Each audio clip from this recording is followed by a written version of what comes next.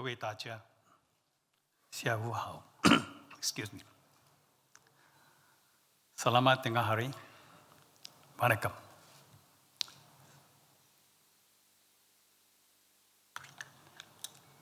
I will speak in English. As I stand before you, I cannot but feel honored and humbled that so many Singaporeans want me to lead a political party. At my age, I'm 79 now, my friends urge me to retire and enjoy life. But I'm happy and glad I did not take their advice.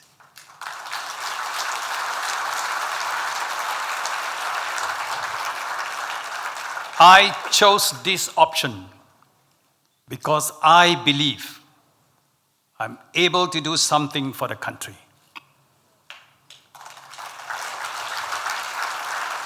So it is indeed an honor. The task ahead is challenging, but I love this country like many of you.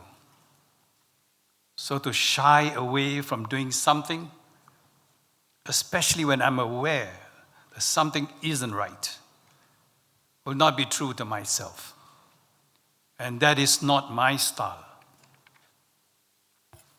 When I know something is wrong, I want to make it right. Over the years, we have witnessed many changes, some good and some not so good. Most worryingly, there seems to be an erosion of trust between the people and the government. I say it because I lived through the 70s, the 80s, and I witnessed many happenings. We went from kampong to HDB flat, from a less educated population to an educated population. Coming through all the hardships, we were then proud to be Singaporeans. But this time around, from the many conversations, meetings, and interactions with Singaporeans, I recognize that there has been an erosion of our national pride. If you look around, you may marvel at the vast infrastructure of offices, buildings, hospitals, shopping centers, and malls. You would have thought that this is a great country with happy Singaporeans. Then, if that is the case, why are you all sitting in this room with Singaporeans looking at me and hoping to hear an alternative to a better way of life? Something is not right. Beneath this beautiful facade is an underlying tale of disquiet. A Reuters Institute report notes that as many as 63% of Singaporeans fear expressing their political opinions openly, even on the internet, because this could get me in trouble with the authorities. In this survey of 30 countries, we are second from the bottom, only to Turkey. Now, fear is a very much present. How has this affected Singaporean lifestyle? Even when we study the extent and depth of the fear factor, it affects so many of us. We do not even realize how much of our behavior it alters. People fear for their jobs, their promotions, their grants, the rental premises, and getting sued. Singaporeans complain in whispers. You know, my patients whisper to me their complaints about the government. I used to tell them, why are you worried? Only we are all within this room. There's nobody, you and I only. But they whisper their complaints, and that's worrying. They look around to see who is listening before talking and hesitate to discuss government policies openly. This is sad. But we should not behave like ostriches, burying our heads in the sand and pretending nothing is wrong. If we act like ostriches, ask yourselves, is that really loyalty or patriotism? Speaking up is not ingratitude or betrayal. Lee Kuan Yew made it clear when he asked me to join him, to join his party. And he said, when I told him I was not enamored with the PAP, he said, I don't want yes men, he said. So I joined him. And I did not hesitate to speak when I disagree. Singapore is not best served by our silence. So what is it that has gotten so many people upset? What has created doubt about the future of Singapore? I spoke of this in my recent press conference last week, and I want to emphasize it again. The style of government has changed. The processes of government has gone astray because there has been an erosion of the three pillars of good governance, namely transparency, independence, and accountability. Three very important pillars of governance. I have already given examples of appointments to top government jobs. Should these top appointments be to people related to cabinet, for example? It's never a question of, are they able to do the job? It's always the question of, should they be appointed? Seeds of doubt are sown, and mistrust and resentment breeds. The government has chosen to respond to these grumbles with simple denials. Ask yourself if any of your PAP MPs have spoken up on these three very important pillars of trust. They have not. They are not listening. Now, because of these, people have doubts about the government, and the ability to trust the government is badly shaken. Singaporeans feel anxious and concerned for their jobs, our health, our children, our retirement, even our homes. We cannot allow this current style of managing the country to go unchallenged. Let us step up to ensure we do not continue this way, and there are alternatives to serve Singapore and Singaporeans better. So what is the Singapore that we want to see? We want to see our young people filled with hope, purpose, and well connected to a country they feel rooted to. There is much we can give to Singapore. They must feel that they belong here, a sense of home. If you feel a stranger in your own home or unwelcome, you will take your talent, your dreams elsewhere. How can we engage our youth and show them they are valued, our precious resource? To begin with, we must include them in our plan of progress. Allow those 18 and above to vote in our general election, as my colleague has said. Michelle spoke on this just now, but I will continue to say a little bit more. At 18, they are old enough to drive. The girls enter university, and the boys enter into national service. Since they have a duty to defend our country, these 18-year-olds should also have the right to elect their leaders.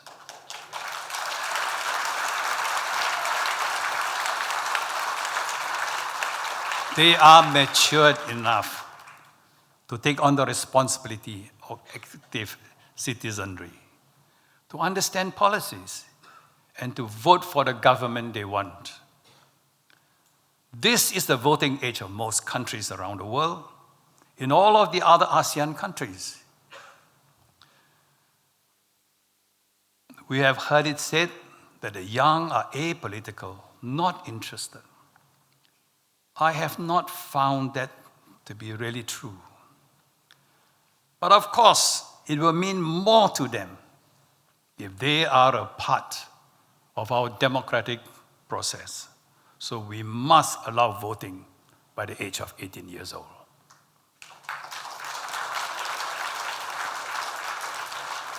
For our working population, we need to ensure job priority for Singaporeans. PSP will call for a review of the India-Singapore Comprehensive Economic Cooperation Agreement, known as CECA.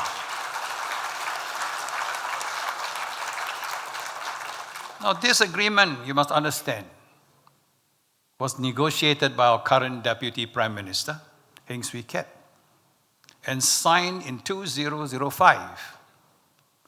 Among the terms of CECA, allowed the free movement of professionals in 127 sectors to enter and work in Singapore.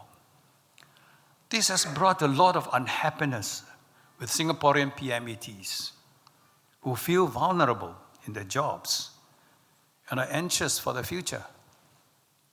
We need the government to publish a balance sheet for CECA to show how Singapore and Singaporeans have benefited from this agreement. How many local jobs have gone to Indian professionals and how many Singaporeans have gone to India? We need accountability.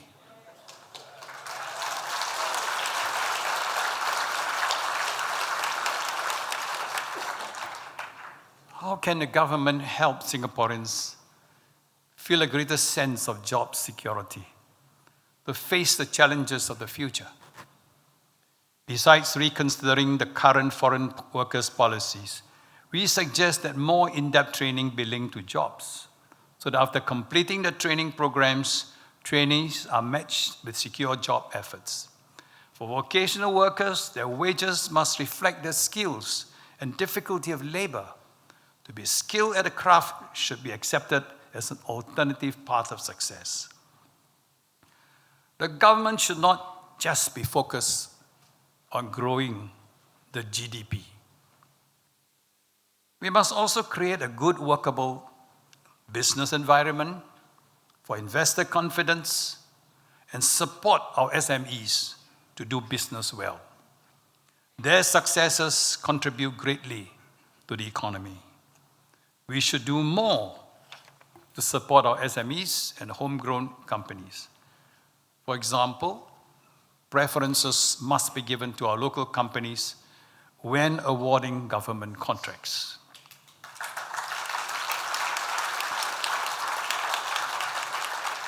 Well-established government-linked companies should focus more on overseas expansion and less on competing with our SMEs domestically. Now, in addition, Singaporean companies must help one another as Team Singapore instead of competing when overseas. We must follow the example of the Japanese and the Koreans. They're always coming together. They help each other. That's why they get a lot of the contracts. So we must build this nationalistic spirit among all our companies in Singapore. So when they go overseas, they're more confident as a unit to go and seek for contracts. So this is the nationalistic spirit we must adopt when we go overseas. Another issue that troubles me greatly and troubles my party is our fertility rate, now at a low of 1.16. This is a serious matter. We have tried addressing this with money, and it has not worked. The fertility rate continues to fall. We need to study this with a new mindset and have the political will to do what is necessary. It entails an all-round look at all the aspects of our lives, from housing cost to design. You know, your house, your flats must be designed in a way conducive for our family. So never stick to one formula.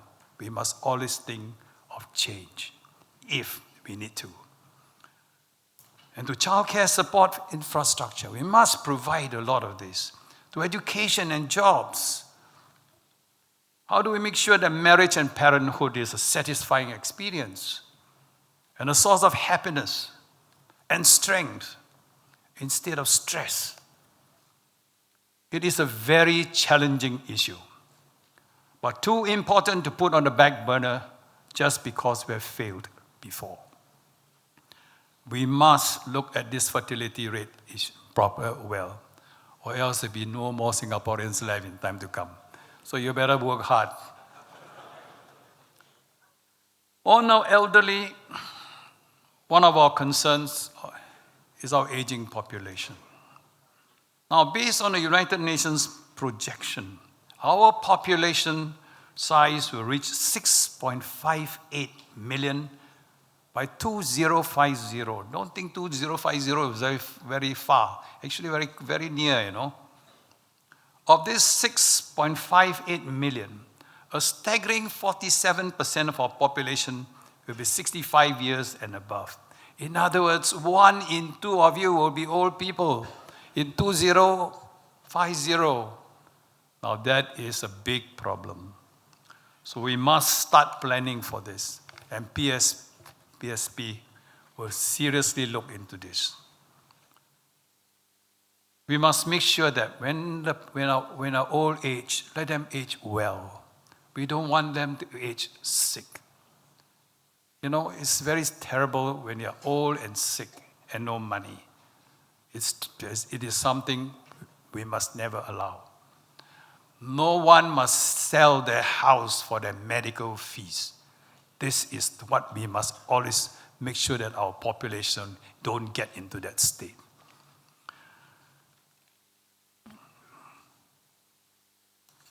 But healthcare, as you all know, is a real concern for every one of you.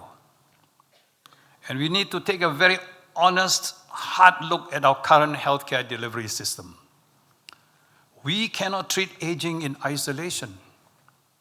It is part of a total healthcare plan.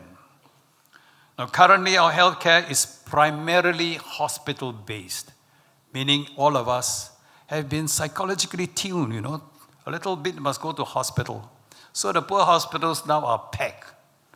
But I think that is because our initial plan was hospital-based planning. It's an expensive system. And I knew when I was in Parliament, I pointed out to them, you move in this direction, it's going to cost a lot of money. So the next option is we must move to the other side, where we take care of you outside hospital. We must have a special program, a primary health care program to take care of you so that you are all well You will set up a whole complement of institutions outside hospital to help you to stay healthy and well. And that is less expensive. So that is the direction that PSP will want to move. We want to move into. Now, but this requires a shift in funding from hospital-based healthcare funding, which during my time was about 70%. And that scares me. Because you only got 30% for your primary healthcare, your preventive healthcare, but there's a big chunk. And that's where prevention is so important, but unfortunately, I couldn't convince them.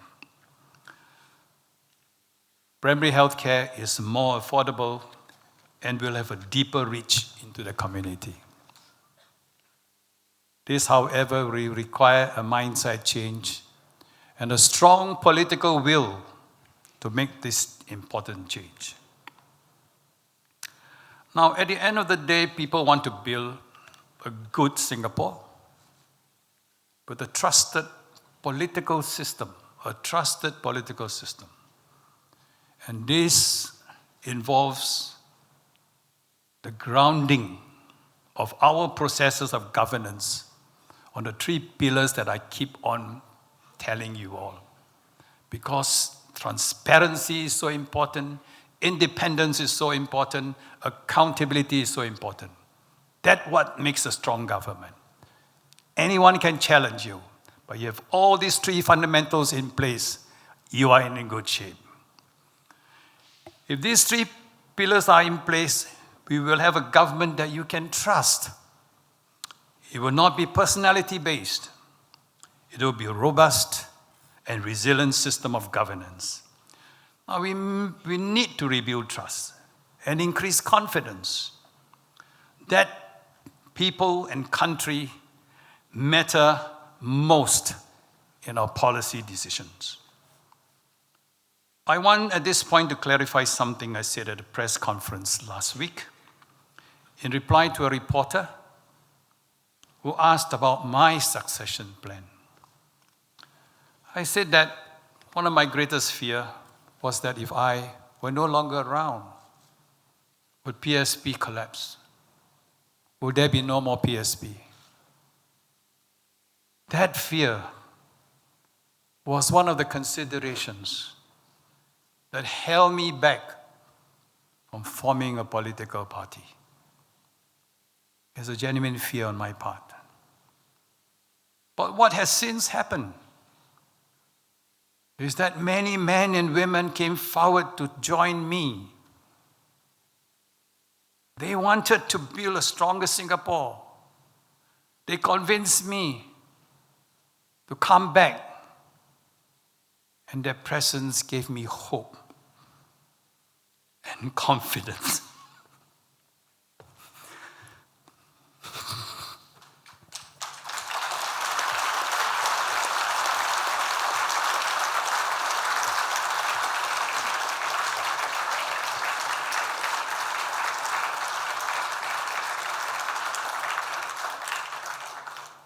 Confidence I needed to go ahead and start this party.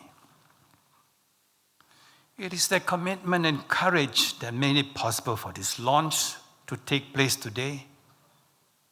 I realized I need not fear anymore. Look at all this. They're all done by young people. Look, they asked me, Doc, we should have a media cube. I said, I got no idea. But these are young Singaporeans. They have come to me now. And they cheer me. They give me that confidence to want to do whatever I can within that short space of my life. This courageous band of men and women decided to come out and do the right thing. So important, the right thing. And they are people of courage. Many have been criticized and ridiculed as old, untrained, raw. But I said, no, don't worry. Because these are brave encourages people. And I call them champions of courage for the next generation.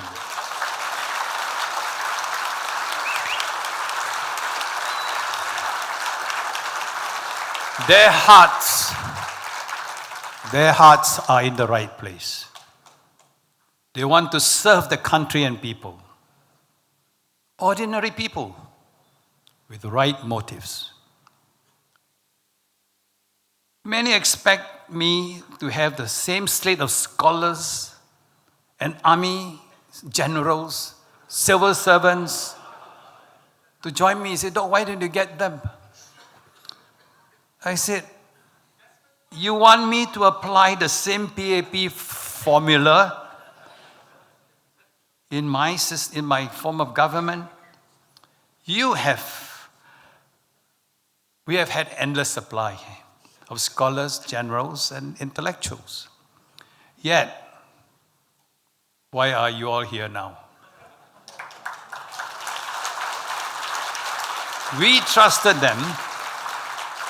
We trusted them to do the right thing, right? That's right. We thought they were very bright people, intellectuals. Yet the outcome has led to a deep unhappiness and dissatisfaction. We need to have a mindset change. If you want me to change, you all must change.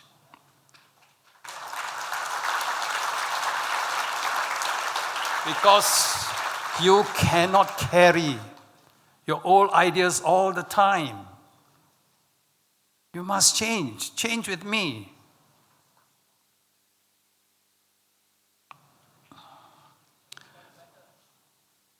Now we need a mindset change. Now government needs to include a wide variety of people from all walks of life to represent all of us. We have to look beyond paper qualifications and look at the heart. Don't let others tell you that because you don't have the paper qualifications and scholarships that you can't do it. I'm telling you today, you can do it.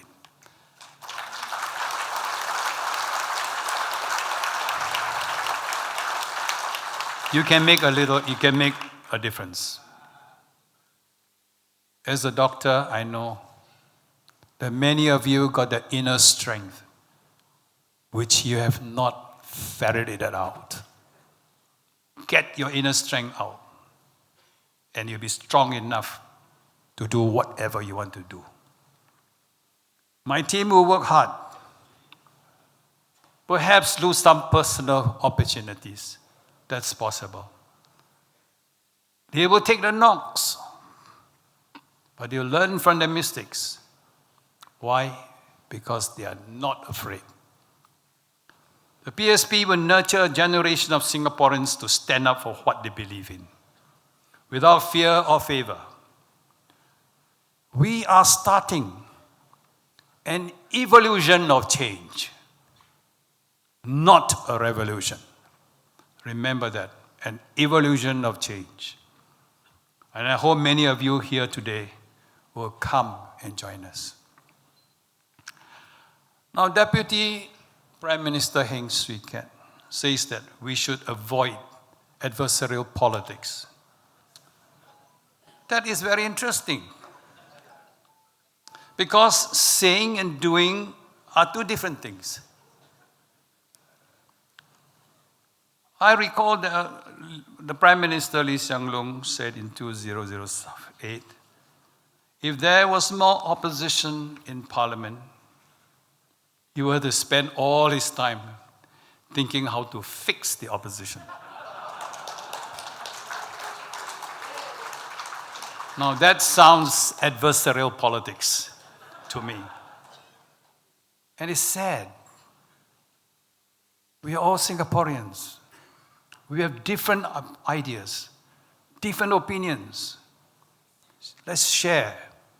Because in any debate, if we debate it well, the best will come out for the country.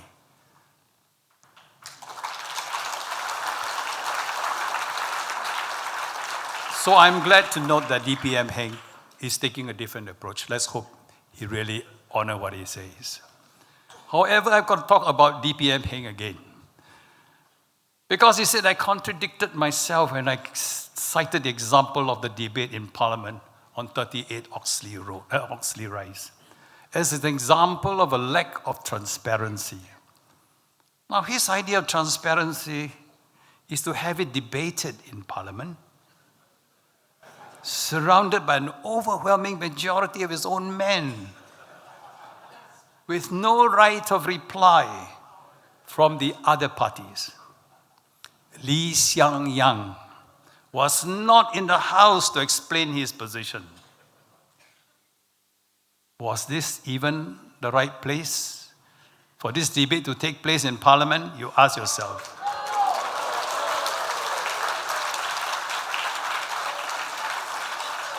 So where is this question of transparency and accountability? You ask yourself whether is it a very transparent way of debating? It shows that his very understanding of transparency is deeply flawed.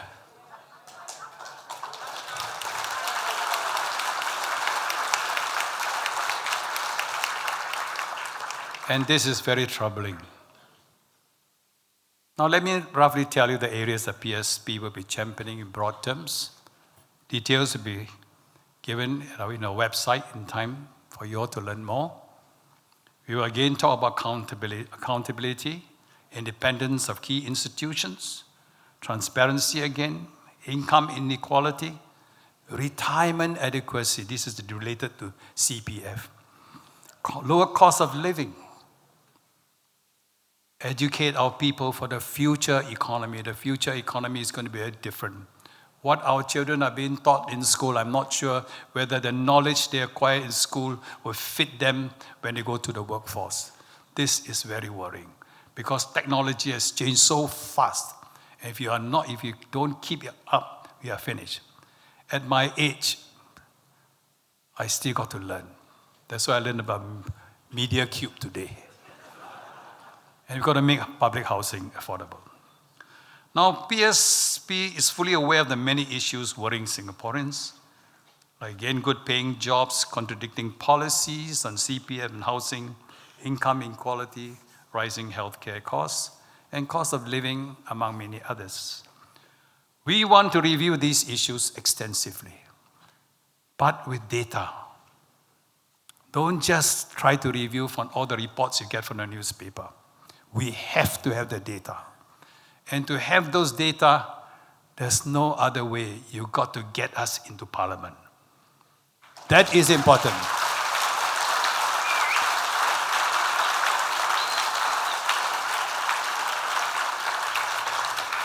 We will announce these more comprehensively when GE comes. Many people ask me, hey, why don't you show this?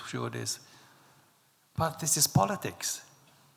And politics, you only show the cake, but not the ingredients, right? The time will come when I'll show you the cake and the ingredients.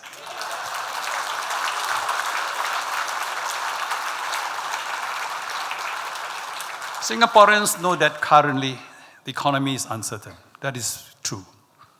We may have to swallow bitter medicine and tighten our belts.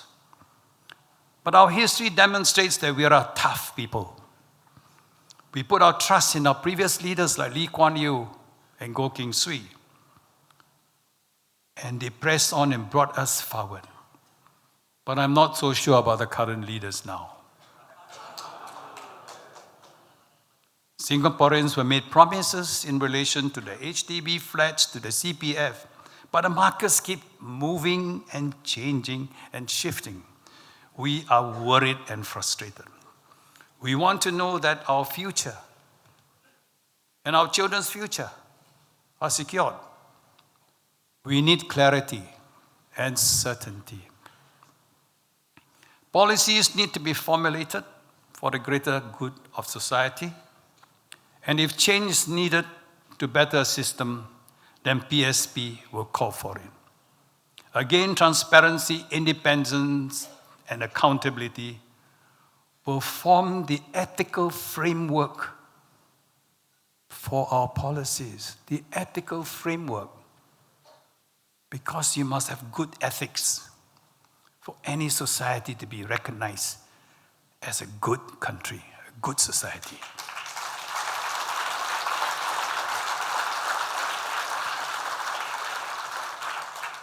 But thankfully, our nation is blessed with a reliable and efficient civil service. The civil service is meant to be independent of the government. Let's hope we keep it that way. And their first priority is to take care of their citizens and make sure things run well. So even the recession, even if somebody asks me what happened if the PAP get defeated, how are they going to manage the country? I said, don't worry, the civil servants are there. They're very good, don't worry. Because they will continue to ensure that everything runs smoothly.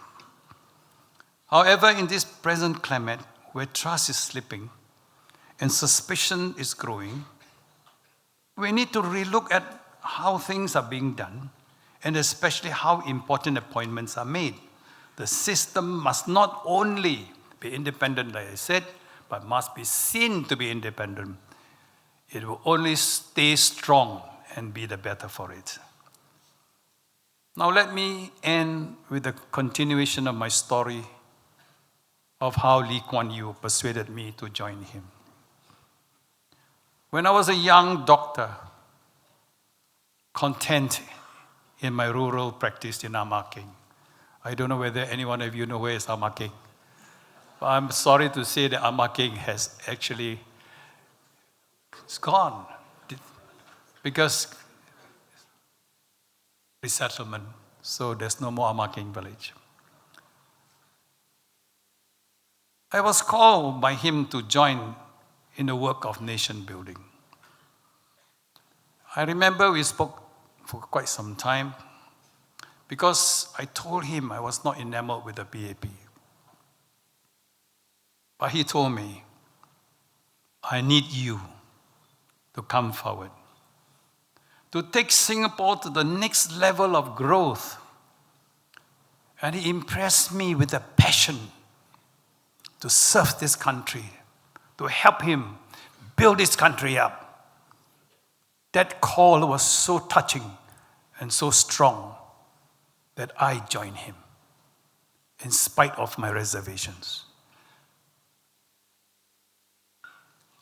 And he said, if you don't come up, don't blame me, he said, if I take second-rate people to take your place.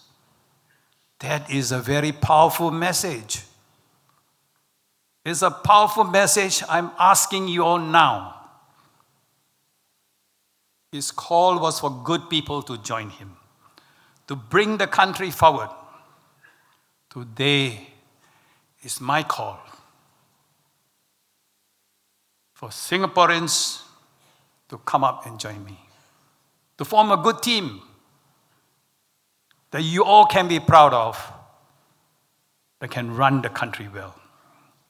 Young and old, doesn't matter. Passion to do something for the nation is very important. This is a huge task. There's still a need for more good people to come forward and join me in making a difference to Singapore. But ask yourself, are you satisfied with the levels of transparency, independence, and accountability in Singapore? If not, what are you going to do about it? Are you going to ignore it and pass to our children? We have a moral duty. You and I, we have a moral duty to make sure that our children don't live in fear anymore.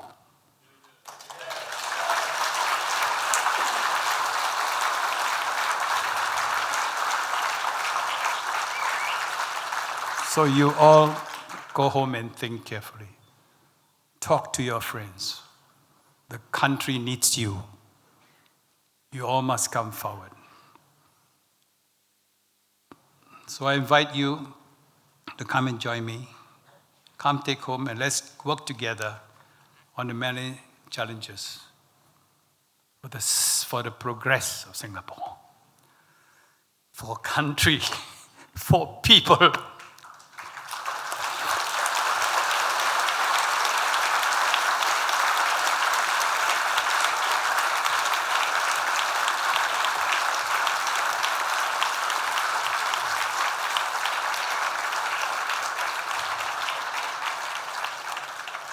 Let me end by wishing you all Singaporeans a happy National Day.